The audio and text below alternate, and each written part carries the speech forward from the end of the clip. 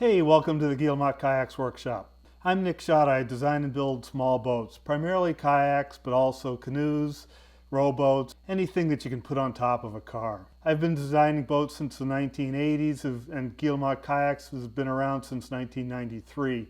I've written a couple books about building boats, primarily with the strip building method, and I've written articles for Wooden Boat Magazine, Sea Kayaker back when it existed. And with my company Guillemot Kayaks, I sell plans and instructions for people to build their own boats. And all my designs are offered as kits through Chesapeake Lightcraft. In this episode, I'll finish up stripping up the deck and get to the point where I'm about ready to put in the cockpit recess. I'll start off with putting in an accent along the feature lines on the deck, and then I'll fill in the remaining strips. So without further ado, let's get right to it.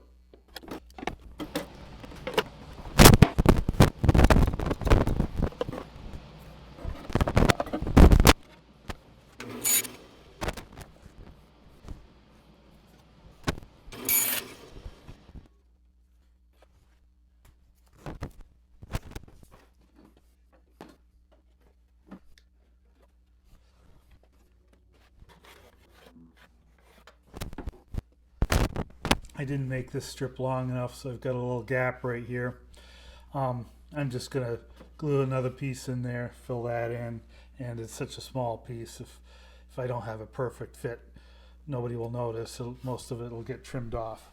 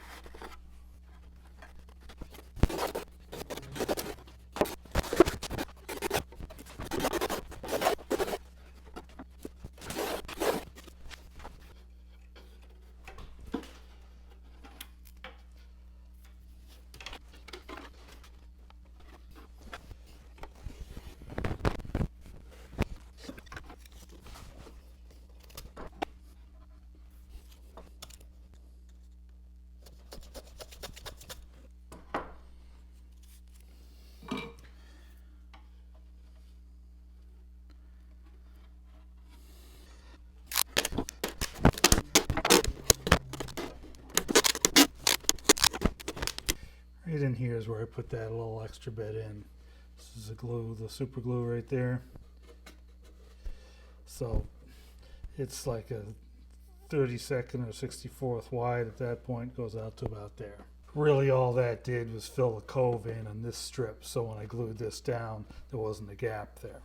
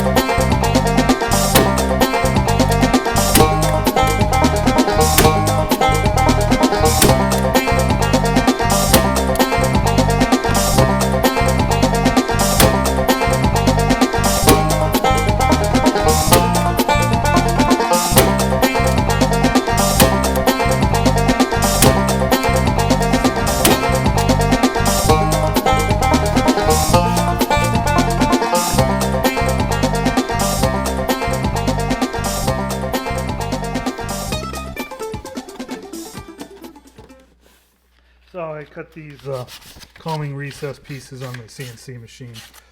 It's just the quickest way to do it, but I didn't get it on video. So what I'm just going to do is pre-assemble this recess, just to bend these around here like that, put a little tape on it, then super glue it together, and then work on installing it on the deck of the boat.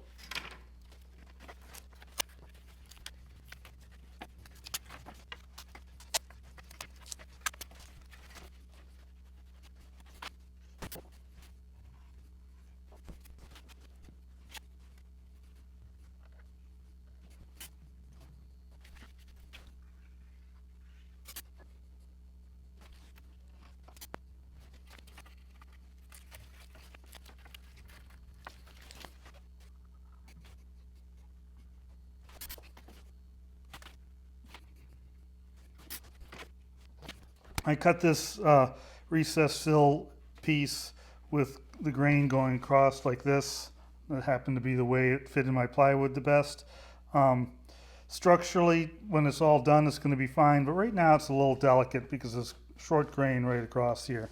So I'm just taking a little bit of masking tape and sticking it down on here, just as a little thing to bind that grain together a little bit more. Give it a little bit of reinforcement. You know, I'll be delicate with it, but this is just a little added insurance.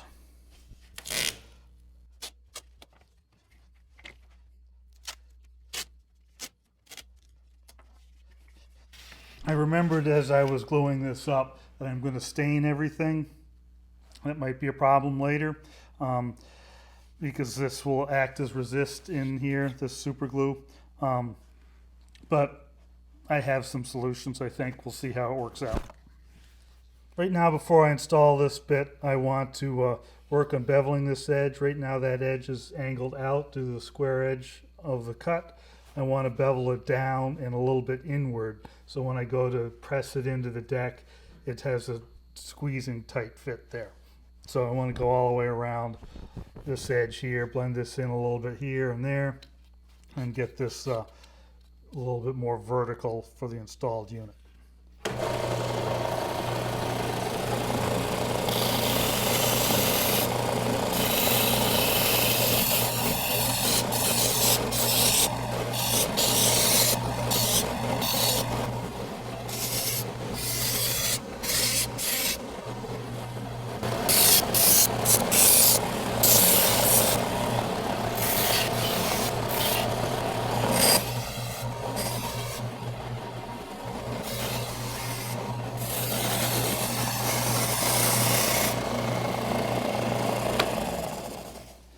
This recess is going to drop in here something like so, but in order to make that fit, I first got to cut an approximation of the hole that's going to drop into. So I have a paper pattern here, which will lay up something like this, and that'll guide me on where to make the cut. So I'll tape this in place, but I want to get the staples out of the way first so they're not interfering with the fit. So I'm just going to remove the staples from this area.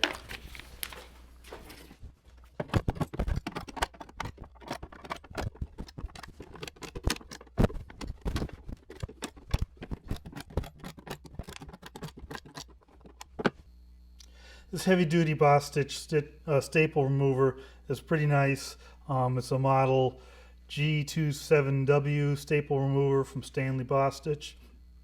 One thing about it, basically you have this flat surface to press against the wood so it doesn't dimple the wood, and you just stick the little tooth there under it, push down on the lever, and it lifts that staple right out of there.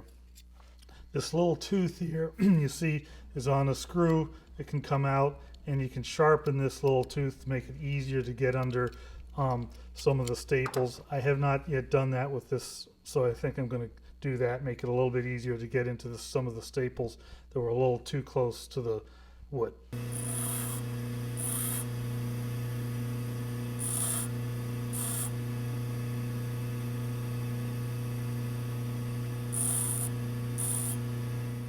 I didn't make it knife sharp, I just tried to make it a little bit easier to slide under the staple. So it still has a bit of a square edge there, but it's down a little bit lower. Good way to start. So just get the tooth under the staple a little bit, start wiggling it up, take it out, dump off the staple, wiggle it in, pull it out, dump it off.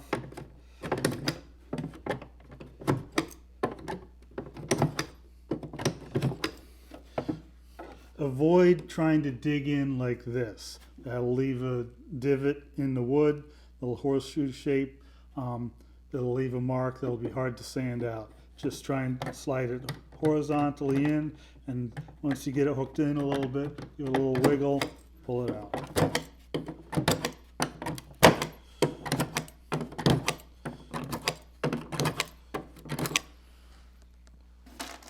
So be a little careful that you don't end up with the staple hanging off the bottom here like this.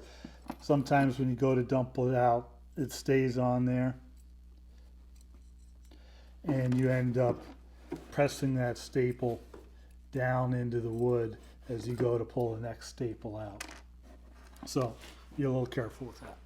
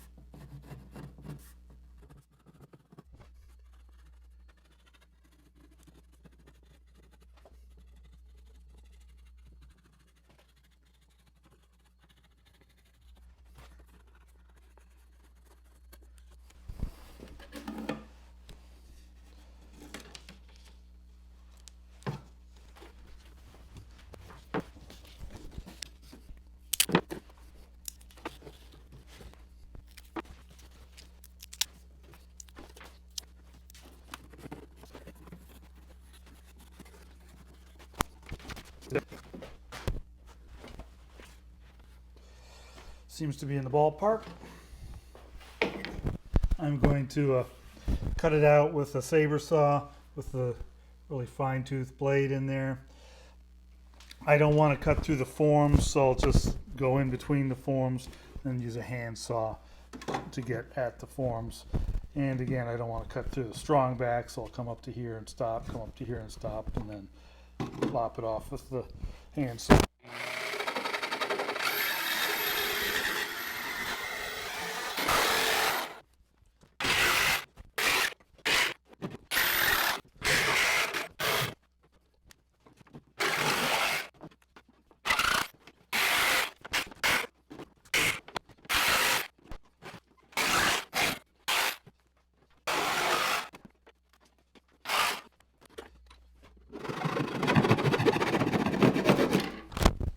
So this is going to sit in there about like this. You'll see it's starting to hit this spacer on the strong back, and when it's all the way in, it's going to hit that. It will not hit the strong back itself, though. It's just the spacer. So I'd like to remove the spacer, and in order to do that, I need to move this form, and in order to do that, I need to remove the staples from the hull that go into that form and some of the other forms. I'll remove the staples from these three forms. That way I can move these forms around if they happen to be in my way as I'm trying to do something. So clean out the crap that's in here.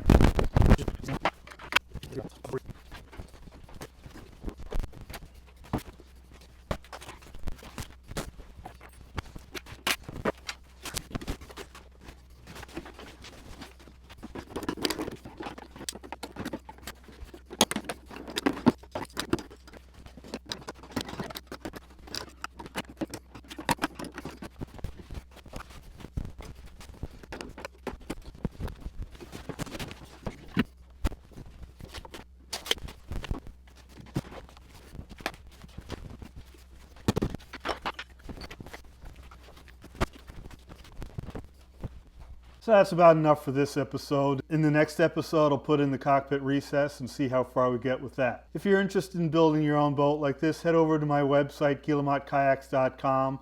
I've got plans and instructions there for this design and a bunch of other designs, and there's probably a boat there suitable for your needs. If you'd like to provide some direct support for these videos, I've got a Patreon site. You can chip in $1 or $2 a month just to help the production of these videos. If you don't want to do any of that, but you like these videos and you want to see more of them, hit subscribe, like my Facebook page, share with your friends, turn on notifications, all that good stuff. So until the next episode, thanks for watching and happy paddling.